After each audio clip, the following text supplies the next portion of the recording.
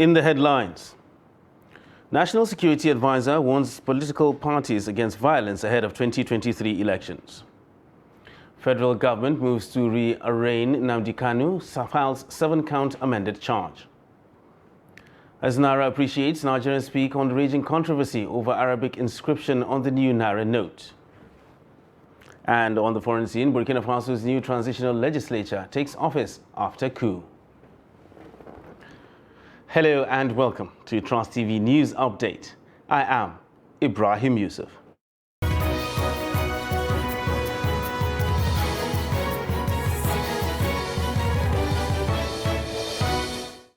Hello and welcome once again.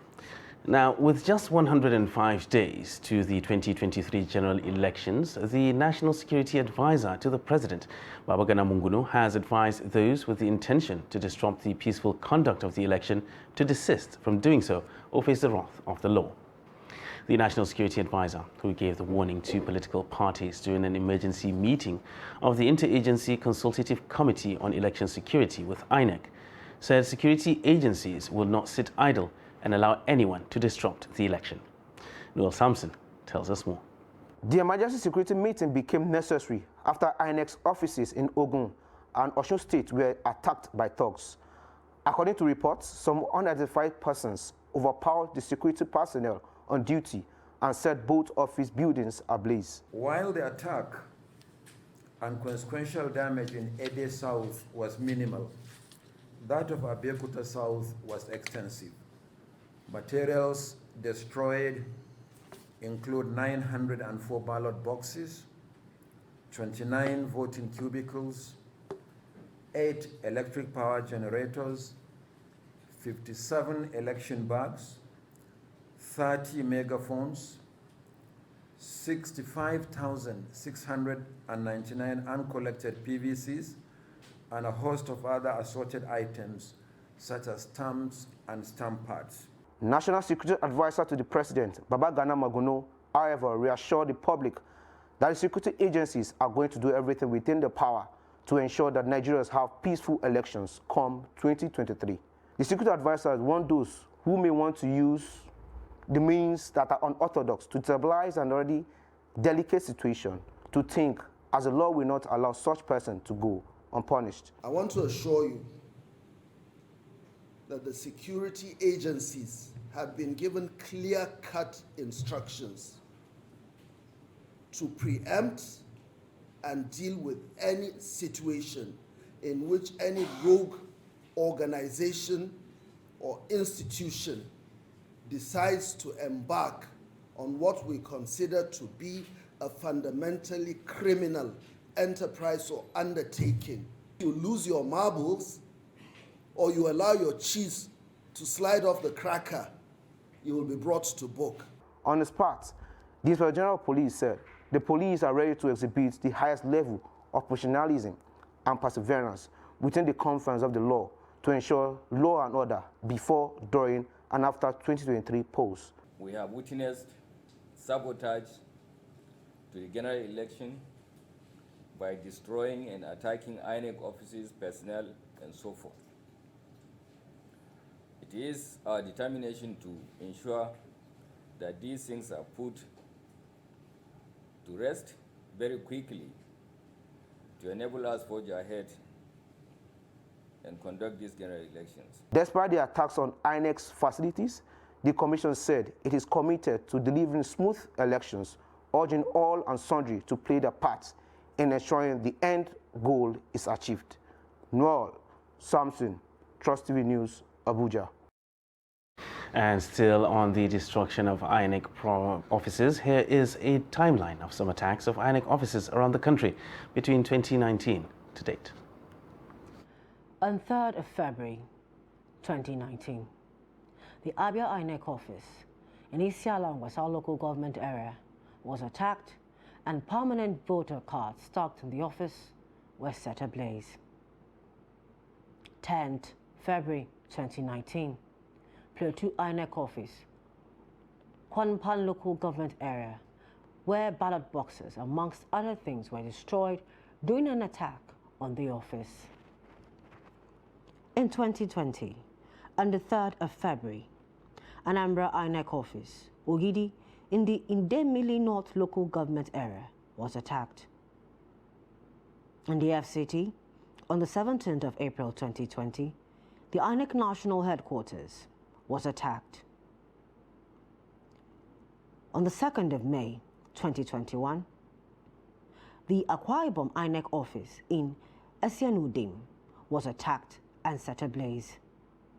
7 days after, on the 9th of May 2021, the Abia INEC office at Ohafia local government was set ablaze. Still in May of 2021, on the 16th of the same month, the Enugu INEC office, Enugu State Headquarters, was attacked and 6 vehicles set ablaze. This year alone, there have been 4 attacks.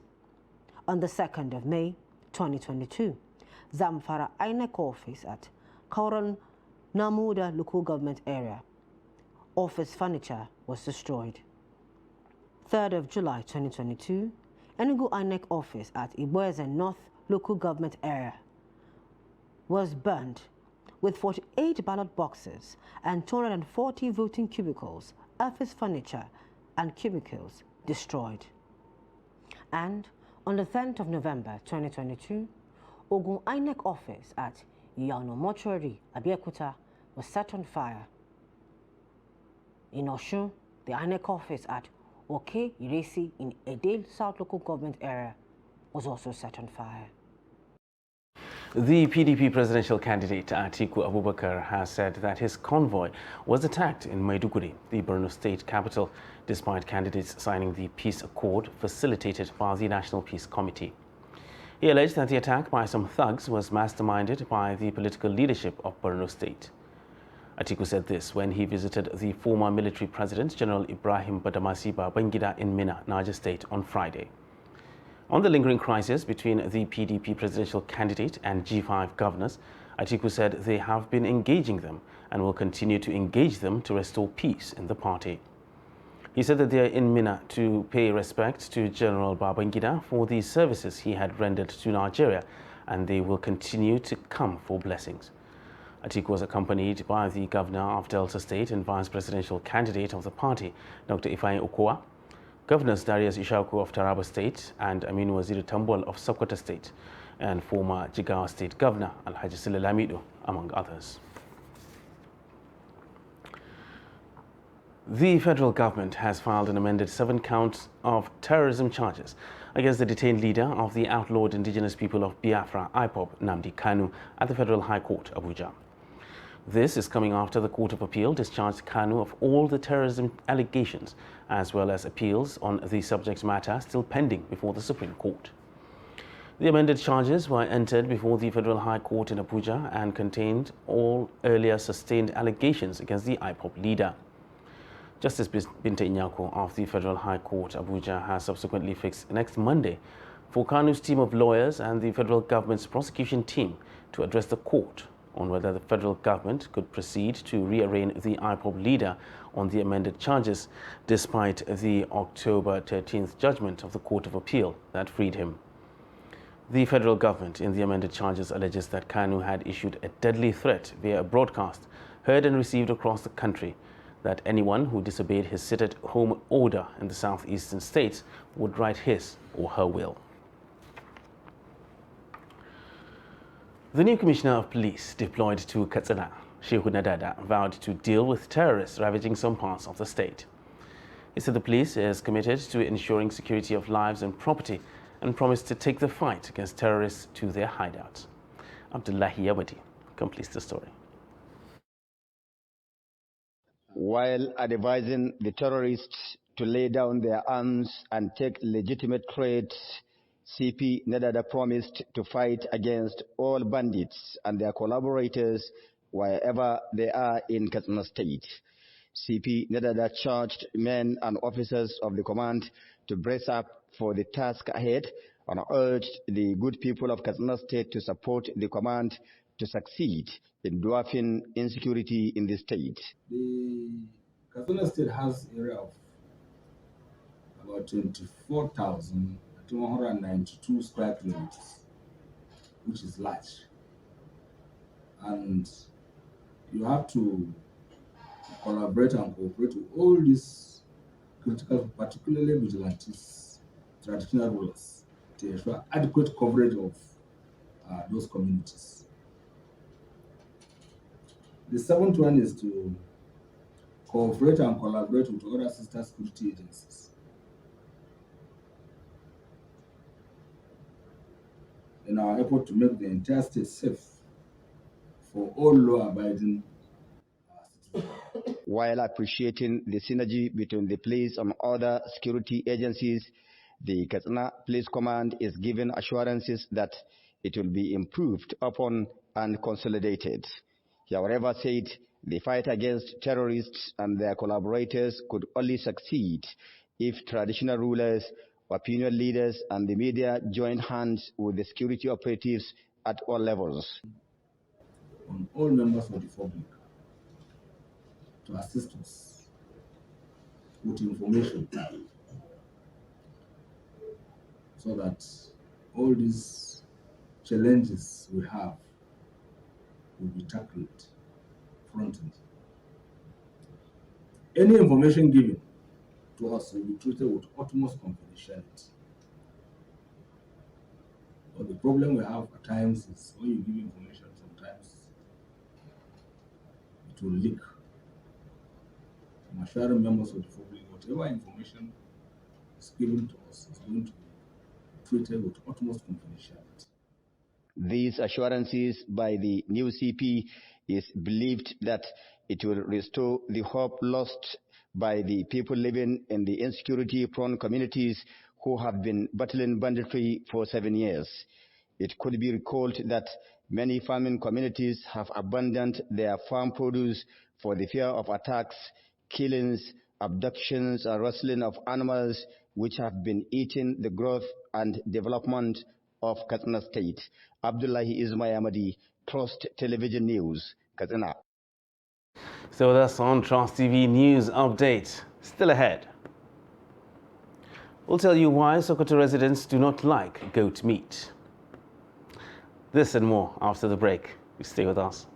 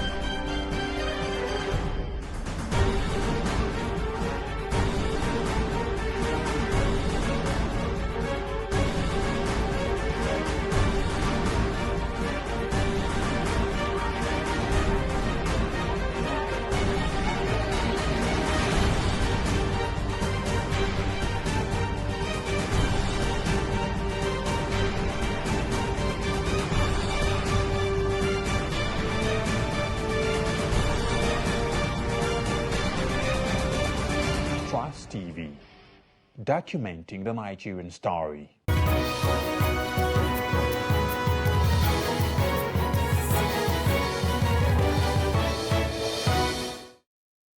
Welcome back, and thanks for staying with us on Trust TV News Update. Now let's recap our top stories. National Security Advisor warns against political violence ahead of the 2023 elections. And federal government moves to rearraign Nnamdi Kanu, files 7-count amended charge.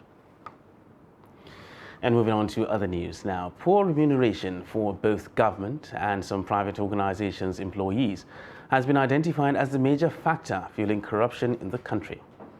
Retirees under the Nigeria Union of Local Government Employees in Adamawa have called on states that are yet to implement the minimum wage of 30,000 naira to do so to reverse the trend. Silas Lawan has the details. Local government retirees are paid their benefit of their contributory scheme, but many said the money paid to them is not enough to cater for their need. I want to appreciate the leadership of the union for a good job being done, and I want them to sustain the tempo at which they are operating the welfare scheme. But above all, I want the Norge Union, that's the management of the National State Working Committee of the Union, to further, don't just leave the workers at the mercy of the pension board, because there are many benefits that are not paid to the pensioners of local government, primary health care, and the NUT, who are all driving their own benefits through the local government, through the local government ministry. I thank God first because I'm alive. I saw myself in this position and up to my retirement. I also thank the Nolgi office because of this welfare scheme given to us, because it will support us in our retirement services. We are going to start our life fresh now. The retirees also stressed that payment of minimum wage should no longer be subjected to further debates in the state, noting that as the Constitution demands, the council workers in every state should be paid their minimum wage of 30,000 naira. If workers are getting such kind of a benefit, it will make our workers to be highly productive. I believe and have faith this message will sound to their ears through our branch chairmen that are here, and even the state office will find a good time to meet them in the various local government, so that such kind of benefit, worker will have it as at Wendy. Some retirees in Adamawa have embraced small businesses to augment their incomes after service years. From Yola, Salis Lawan, Trust TV News. And as part of efforts to establish a lasting strategy to curb the menace of child marriage and female genital mutilation in parts of Africa, the African Union Mission Rapporteur on Ending Child Marriage and Other Harmful Practices during an evaluation visit to Nigeria is interacting with the Federal Ministry of Women Affairs, the Human Rights Commission, civil society organizations, religious and traditional leaders. The deliberations suggest amendment, domestication and implementation of existing laws across all states of the country. Trust TV's Aisha Salihu reports. At the interactive session on evaluating the progress of Nigeria's response towards ending child marriage and other harmful traditional practices of the girl child, they say risk factors are low levels of education, ignorance, poverty, but reasons for increase of the menace is geared towards averting teenage pregnancy. But these stakeholders are working to provide the necessary support for victims and communities. Driven, community-led initiative, but also they are testing various models, the Tostan model, but also the gender transformative approach models that they are also testing. One core intervention of the civil society in this endeavor is affording support to victims, support being psychosocial support, or support being affording a shelter to the victim. They equally state the challenges faced during the course of executing projects. There are some states that have not passed the Child Rights Act, and there are some states that have not passed the VAP law. So we believe that advocacy to the governors is also very key. A lot still needs to be done to mobilize action around domesticating the Child Rights Act in Nigeria. Efforts have been in place. We've moved gradually, getting more states to sign.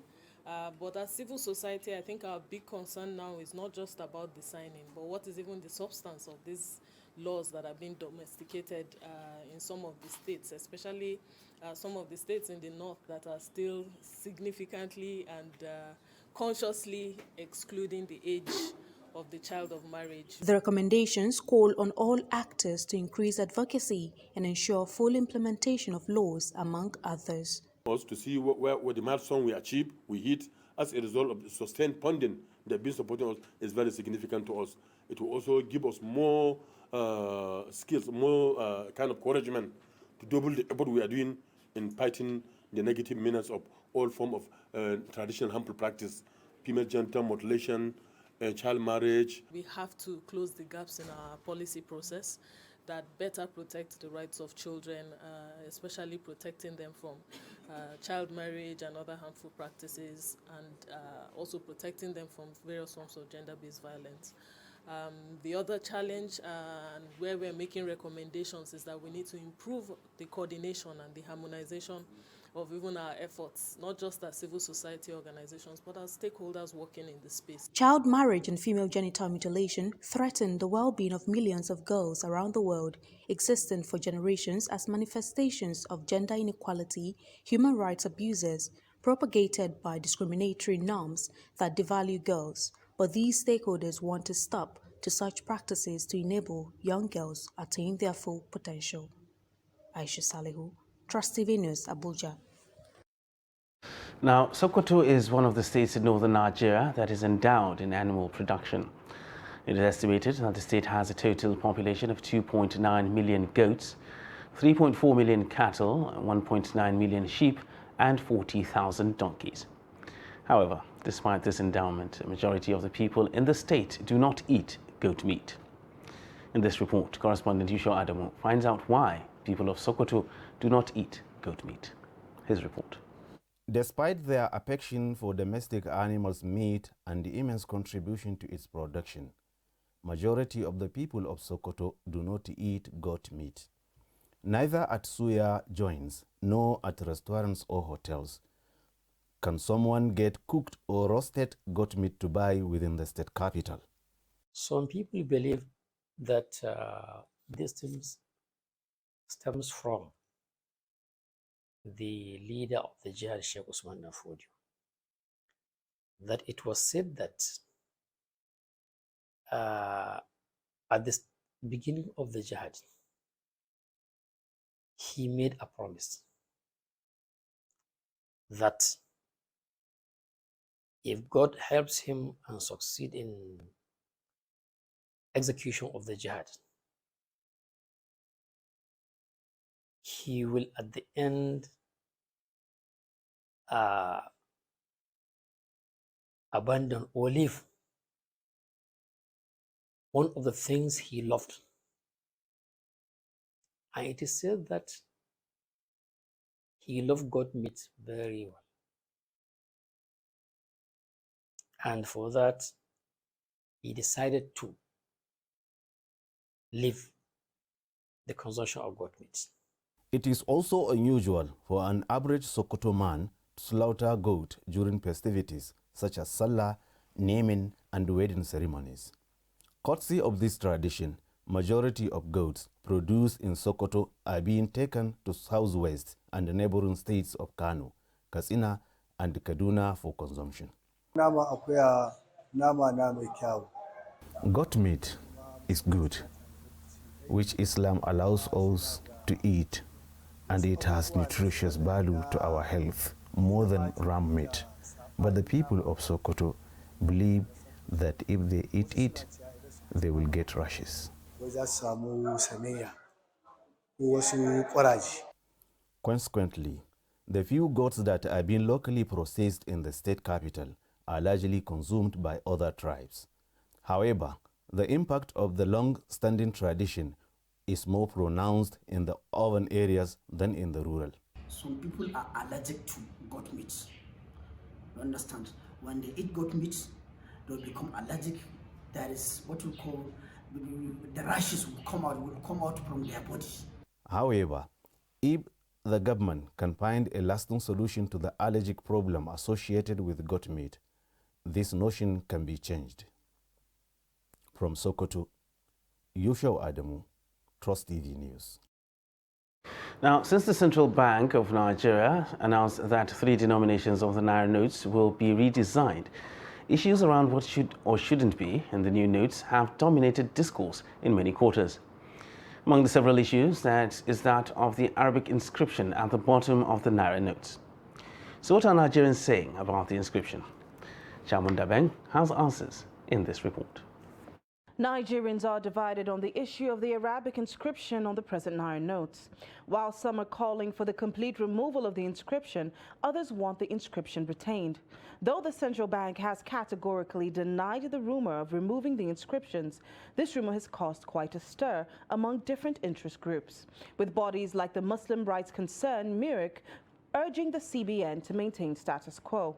Amidst the back and forth among Nigerians on the issue, do they really understand what the inscription means, apart from making it a religious issue? Having Arabic on the Naira notes, I think since inception, it has never brought any value to our currency. For them to call for the removal of that Arabic inscription, I think it's about the religious perspective. If you look at the 100 Naira, what is written in Arabic is just Naira 30. It simply means 100 Naira, right? If we have people that understand Chinese even, and you write in Chinese that is 100 Naira, well, it means it's okay. It's just a means to identify for people who are maybe illiterate in reading the English alphabet to understand, okay, this is what this money means. The Arabic inscription on the Naira notes is not a welcome idea. Reason being that it gives it's giving a very wrong message as if Nigeria is an Islamized nation, whereas that is not the case. The Arabic inscription on the Naira is actually referred to as Ajami and was put there by British colonials and has remained even after the adoption of the Naira in 1973. The essence of Ajami was to aid ease of business and was targeted at northern Nigerians who were not literate in English alphabet but were able to understand the Arabic alphabet. Though spelt with Arabic alphabets, the words are actually Hausa words. 70 to 80% of our poor men in the north, who constitutes large chunk of the villagers that are in charge of agriculture, that are in charge of local commerce, that are in charge of local festivities and then administration of local communities there. They are done in this type of dialect, the Ajami dialect, not in the Hausa or English sense of it. It is a unifying factor between a Hausa man, a Kanuri man, a Tibi man, a Nufe man, a Fulani man. It is a unifying kind of something. It is like a pidgin. Under Section 2B, Section 18A, Section 19A and B of the CBN Act of 2007, CBN has abundance of opportunity, abundance of leverage, either to leave it or to remove it. For Hussaini Mohammed, the question is, how does the inscription impact on the value of the currency? This is irrelevant, very, very irrelevant. Because even if you remove it, does that make 1 naira to naira to dollar equivalent? If you add Arabic word today to pound sterling, does it change the value of pound sterling? No. Bring uncertainty to our the economy itself, because people. And on the foreign scene, the 71 deputies appointed to Burkina Faso's new Transitional Legislative Assembly took office on Friday, more than a month after the coup d'etat that brought Captain Ibrahim Traoré to power. The assembly is responsible for voting on the text of reforms planned during the transition. And that wraps up Trust TV News Update for this hour. For more news, you can subscribe and follow us across all our social media platforms. I am Ibrahim Yusuf. Thanks for watching.